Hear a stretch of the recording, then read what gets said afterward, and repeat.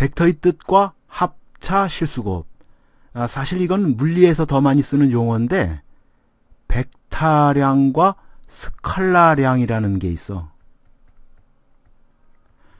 먼저 벡타량은 예를 들어서 무게 같은 거야. 크기와 함께 방향까지 가지고 있는 양. 어떤 돌덩어리를 들고 있을 때 이게 얼마나 무겁냐 하는 그 크기도 있지만 무게의 방향이 어디냐, 힘의 방향이 어디로 미치느냐 하는 그러한 방향도 가지고 있거든. 지구에서 들고 있으면 지구의 중심을 향할 거고, 달에서 들고 있으면 달의 중심을 향하고 있겠지. 그런 방향과 크기가 있는 양. 예를 들면 뭐 힘 같은 거. 무게도 일종의 힘이긴 하지만 힘 같으면 얼마나 세느냐, 힘이 어디에 작용하고 있을 때 어느 점에, 그럴 때 얼마나 세냐 하는 그 순수한 크기가 있을 거고, 또 어느 방향으로 작용하느냐 하는 그 방향도 있잖아.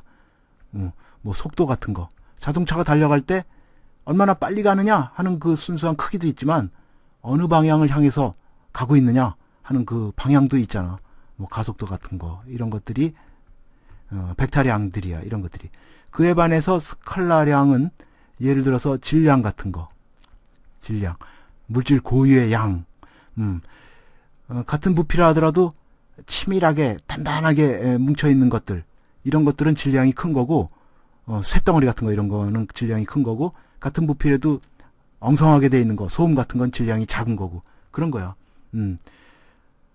어떤 질량을 지구에서 갖고 있으나 뭐 달나라에서 갖고 있으나 질량은 똑같은 거야.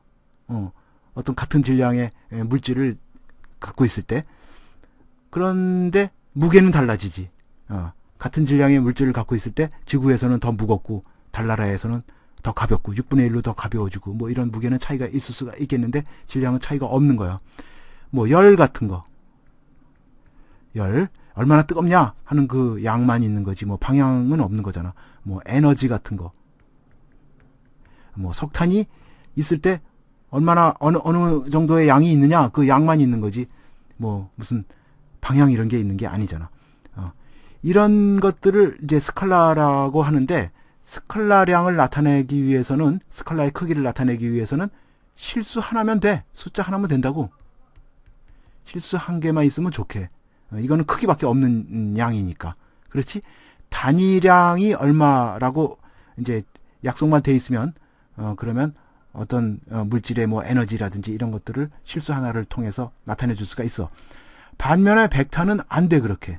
왜 그러냐면 얘는 크기만 갖고 있는 게 아니라 방향까지 가지고 있거든. 그래서 벡타량을 나타내기 위한 어떤 궁리가 필요한데, 요게 좋아. 뭐가 좋으냐면 화살표가 좋아. 화살표가 아주 안성맞춤이야. 벡타량을 나타내기 위해서. 이 화살표를 그리고서 화살표의 길이를 벡타의 크기라고 이렇게 약속을 하고, 그리고 화살표가 날아가는 방향, 그 방향을 그 벡타의 방향이라고 약속을 하면 딱 좋잖아. 그렇지? 그래서 이제부터는 벡타 하면 화살표를 머릿속에 연상하면 되겠어. 그럴 때 화살표의 요 꽁무니, 요거를 시점이라고 불러. 뭐 A라고 해보자. 그리고 요 화살이 날아가는 방향, 요 방향을 이제 요 화살이 가리키고 있는 방향, 요 방향, 요 점을, 요 끝점을 B점이라고 불러. 종점이라고 불러. 시점이 A, 종점이 B인 벡타가 되는 거지. 그러니까 이렇게 벡타를 화살표로 나타낸다. 그리고 이렇게 써. 시점을 먼저 적고 종점을 나중에 적고 위에다가는 이렇게 조그맣게 화살표를 그려. 그래서 벡타 AB 이렇게 읽어. 아니면 뭐 간단하게 뭐 이거를 A 벡타 뭐 이렇게 써도 되고. 그런데 사실은 벡타와 화살표가 완전히 똑같은 건 아니야. 약간 차이점이 좀 있어. 그게 뭐냐면 이런 거야. 지금 화살표로는 이렇게 분명히 두 개를 그렸는데 시점이 C, 종점이 D 이렇게. 그런데 벡타로서는 이게 같을 수가 있어. 어떨 때 같냐면 이 길이가 똑같고 A, B의 길이하고 C, D의 길이가 똑같고 요것들이 서로 나란할 때, 그럴 때 요 두 벡타를 서로 같다. 벡타에서는 같다고 얘기해. 화살표는 분명히 서로 다른 두 개가 있지만 벡타로서는 같다 이렇게 얘기를 해. 말하자면 벡타에서는 어떤 한 벡타를 평행이동해서 다른 벡타에 겹쳤을 때 그 화살표를 두 개를 겹쳤을 때 시점은 시점끼리, 종점은 종점끼리 싹 일치가 될 때, 싹 포개질 때, 그럴 때 그 화살표들이 나타내는 벡터를 서로 같다 이렇게 말을 한다고. 그게 차이점이야. 그리고 시점과 종점을 그대로 바꾼 벡터, 그 벡터를 역벡터라고 해서 마이너스 A 벡터 이렇게 나타낸다. 마이너스 A 벡터. 그거는 무슨 뜻이냐 하면 B가 시점이 되고 A가 종점이 되는 그런 벡터야. 응? A 벡터를 AB 벡터라고 한다면 그거를 역벡터라고 불러. 그리고 시점과 종점이 일치하는 벡터, A에서 A로 가는 벡터, 그것도 벡터라고 그냥 인정을 해줘. 너그럽게 그냥 0벡터라고 그걸 불러줘. 시점과 종점이 일치하는 벡터를. 이거를 벡터로 인정을 해줘야만, 그래야만 나중에 벡터끼리 막 더하고 빼고 곱하고 할 때 편해. 연산이 이제 편리해져. 그러니까 뭐 0벡터는 마이너스 0벡터하고 똑같은 거야. 그렇지? 시점과 종점이 뭐 어차피 똑같은 거니까. 그리고 실수곱을 얘기해보자. 합차 이런 것도 얘기를 해볼까? 그 전에 봐, 평행이동에도 벡터는 똑같은 벡터이기 때문에 이렇게 할 수가 있어. 좌표 평면 같으면 이제 원점에다가 모든 벡터를 다 옮겨서 갖다 놓을 수가 있어. 원점을 시점으로 갖는 그러한 벡터를 위치 벡터라고 부른다. 원점에서 시작하는 그러한 벡터를 위치 벡터라고 부르는데, 모든 벡터는 다 어떤 위치 벡터하고 똑같은 거야. 평행이동에도 똑같은 벡터니까. 뭐 우주 공간 같으면 우주 공간의 모든 벡터를 전부 다 평행이동해 갖고 위치 벡터로 만들 수가 있어. 내가 한번 그려볼게. 자, 이런 식으로 공간의 어떤 벡터를 평행이동해서 원점에서 시작하는 벡터로 만들어 놓은 다음에 이게 바로 그 벡터다 이렇게 말을 할 수가 있어. 그러니까 이렇게 고슴도치 모양으로 원점에서 이렇게 공간에서 이렇게 폭죽이 터지듯이 팍 퍼져나가는 이러한 벡터들이 바로 우주의 모든 벡터다, 뭐 이렇게 말을 할 수도 있는 거지. 자, 그러면은 벡터들끼리 더하고 빼고 실수 곱하는 얘기들을 해보자. 두 벡터 A, B 벡터가 이렇게 있을 때, A, B 벡터가 이렇게 있을 때, A 벡터 플러스 B 벡터는 어떻게 정의하나? 이렇게 정의를 해. 평행이동해서 둘 중에 하나 아니면 둘 다 평행이동하든지 해서 한 벡터의 시점이 다른 벡터의 종점에 가도록 평행이동을 해. 여기서 B 벡터를 이동해 볼까? B 벡터를 이동해서 이렇게 갖다 붙여. 평행이동해서. 그러면 평행이동해도 똑같은 벡터니까 이게 B 벡터야. 그래서 A 벡터 플러스 B 벡터를 이렇게 나타내 줄 수가 있고, 꼬리에 꼬리를 물듯이.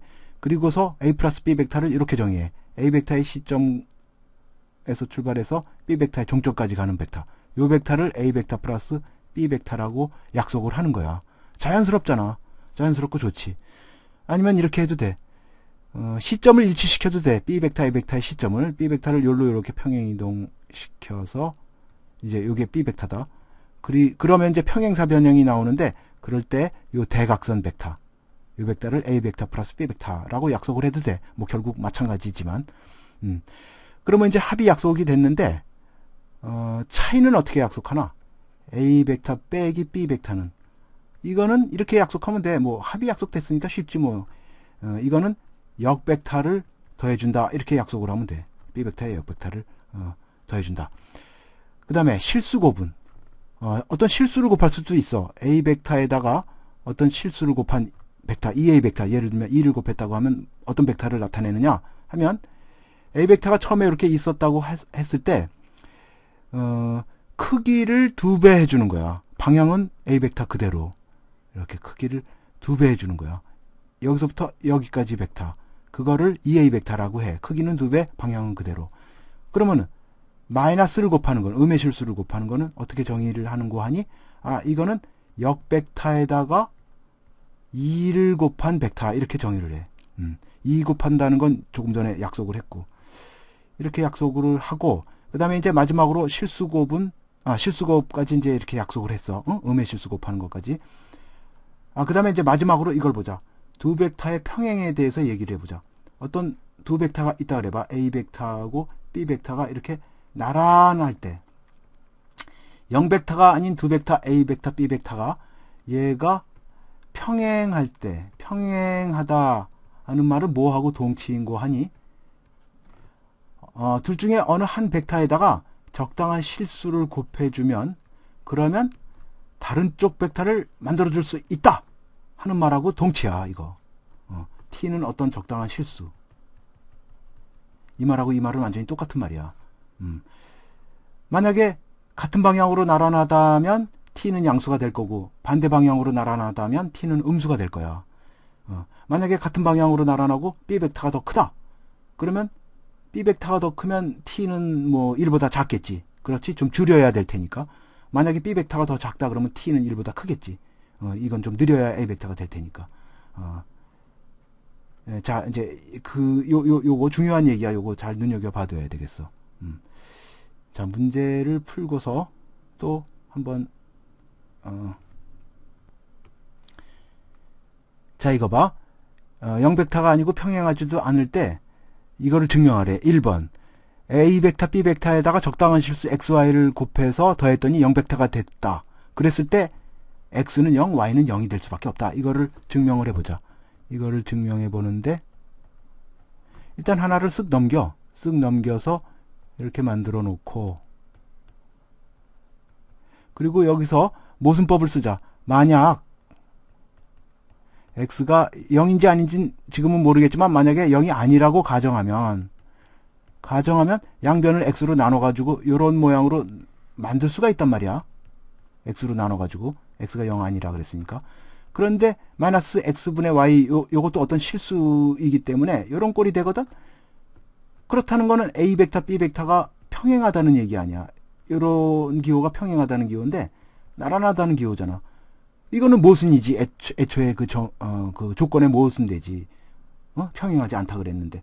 그래서 이건 모순이고 이런 모순이 어디서 생겼나 하고 봤더니 트집 잡을 곳이라고는 요 가정밖에 없어. 그래서 따라서 x는 0이 될 수밖에 없고 따라서 x가 0이면 여기다가 0을 넣어보면 y, b 벡터가 0 벡터가 되는데 b 벡터가 0 벡터가 아니라 그랬으니까 y가 0이 되는 수밖에 없다. 이렇게 증명을 끝내면 되겠어. 요 밑에 거는 위에 1번을 이용하면 돼. 일단은 전부 다 왼쪽으로 넘겨서 요거 A 벡터끼리 모으고 B 벡터끼리 모으고 이퀄 0 벡터 이렇게 써놓고 이제 위 1에 의해서 1의 결과에 의해서 1에 의해 이런 형태로 돼 있을 때는 A 벡터 앞에 게 제로, B 벡터 앞에 게 제로라고 위 1에서 증명했거든. 따라서 요것도 제로가 되고 요것도 제로가 된단 말이야.